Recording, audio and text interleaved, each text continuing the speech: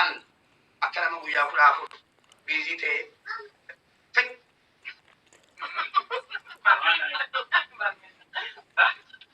bal'aata ci waan kanadiisa sagantaa waan ta'eef bilis kuni anaa miti kanaaf waan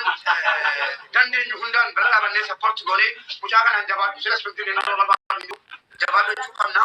Akkana maa guyyaa kudha afran kana guyyaa kudha nan kana haadha manaa kooti wajjin biizii ta'e tokkotti uma xiqqoo wayii waan hin qabadhee dhufe obboleessa keenya fakkaatu garuu haa ta'u fakkeessuudhumaaf gara kootiin kennaan isaa qabadhee dhufe dhiyeesseetan gara sagantaa koo manaa qabutti deemaa galatooma ulfaadhaa oroo geessaras na fida.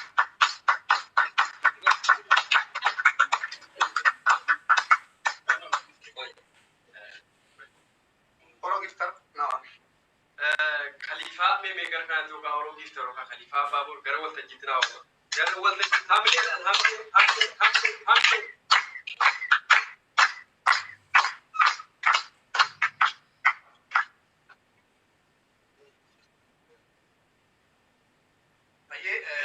amma saganta kennati kan ko wonti dura bu fame o kimmo am ko tadratti asaru bi akuma simbetanu yaro ma bana mo te dura qaba inni wonni be ko juro iri honni yu endo finna jalan dugara be bachuraf endo finati nan jedani garoni mo aga akuma be gam wanan dikafay ko le ta gati kabu de kamadu ko kabe tanu fe gara egaan kabajamtoota hundumtoota keenya kennaa mubaarak jechuudha fidee dhufe hundi keessanuu jechuudha.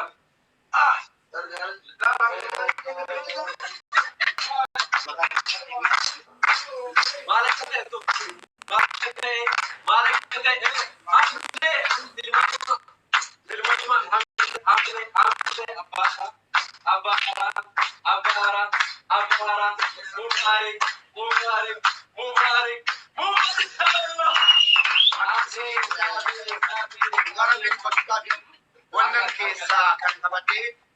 dhugaa manaa kaaseetan manni kooti mannisaa kiiloomeetira beeka baadhee mataatti fiduun koo asitti si gargaarra osoo jirri jedhanu diduun koo anaaf oroo giifta oroo Khaliifaan ulfaataan akka barcuma kana tun ta'e barcuma kanaa ol mataatti miti osoo danda'ame dugdatti akka daa'imaa hidhadhee fi fidee dhufe natti tola kun isaa malee tun ta'in haala sagantaa manaa qabuu fi qophii adda addaa mana keessaan qabuun wal qabatee xiqqoo harkis na laaffate kanaaf oroo giiftara ilmaan oromootiif waa hedduu hojjette galatoomii jedheen maqaa daawwattoota keetiif maqaa daawwattoota keetiitiin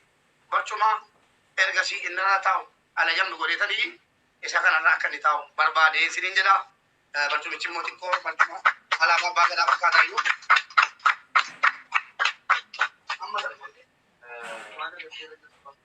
egaan asuma jechuudha dhateessi seegaa godhu.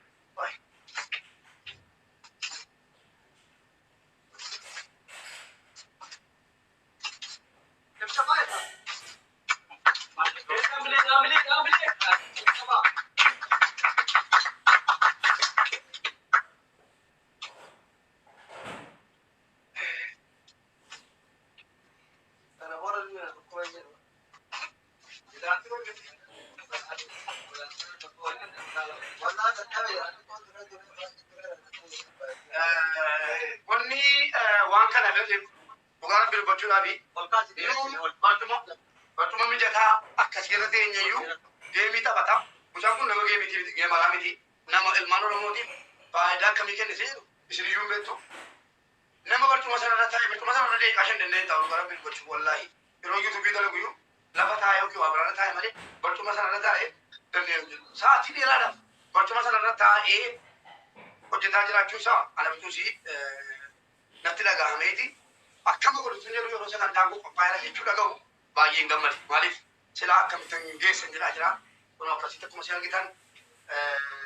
hataatu dhumaa akkasitti